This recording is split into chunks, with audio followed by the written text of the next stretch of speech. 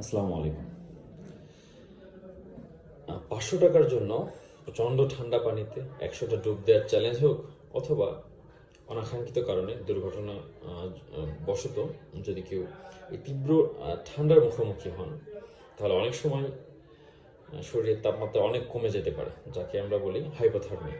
যখন তাপমাত্রা শরীরের 35 ডিগ্রি সেন্টিগ্রেডের কম হয়ে যায়, সেটাকে আমরা বলি হাইপোথার্মিয়া।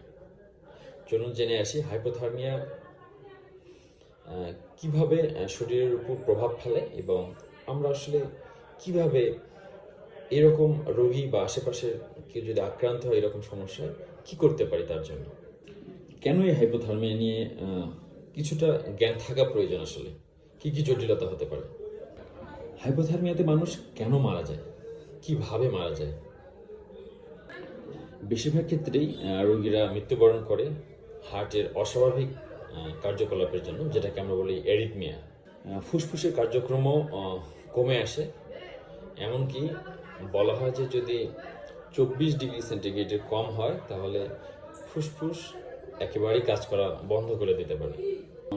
ব্লাডে বা রক্তে যে উপাদানগুলো থাকে অনুচক্রিকা, এই অনুচক্রিকার জমাট বাঁধাটা কোথাও অনেক বেশি হতে পারে, আবার যার দরুন কোথাও কোথাও আবার ব্লিডিং হওয়ার সম্ভাবনা থাকে। ব্রেনের স্বাভাবিক কার্যকলাপগুলো বাধাগ্রস্ত হয়, এবং যদি তাপমাত্রা যদি 28 থেকে 30 ডিগ্রি সেন্টিগ্রেডের মতো হয় তাহলে কিন্তু কথা জোরে আসা, তারপরে ব্যালেন্স ঠিক রাখতে না পারা, এমনকি অজ্ঞান হয়ে যেতে পারে।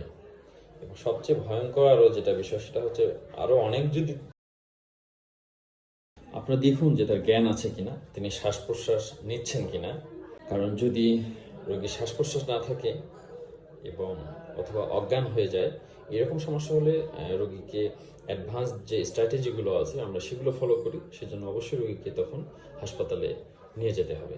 তবে রোগী যদি ওই মারাত্মক সমস্যাগুলো না থাকে, যেমন অজ্ঞান হয়ে যাওয়া অথবা শ্বাস প্রশ্বাস বন্ধ হয়ে যাওয়া, আমরা প্রাথমিকভাবে সেক্ষেত্রে কি করতে পারি। প্রথমেই তার শরীরে যে ঠান্ডা কাপড় চোপড়গুলো আছে সেগুলো আগে খুলে ফেলুন।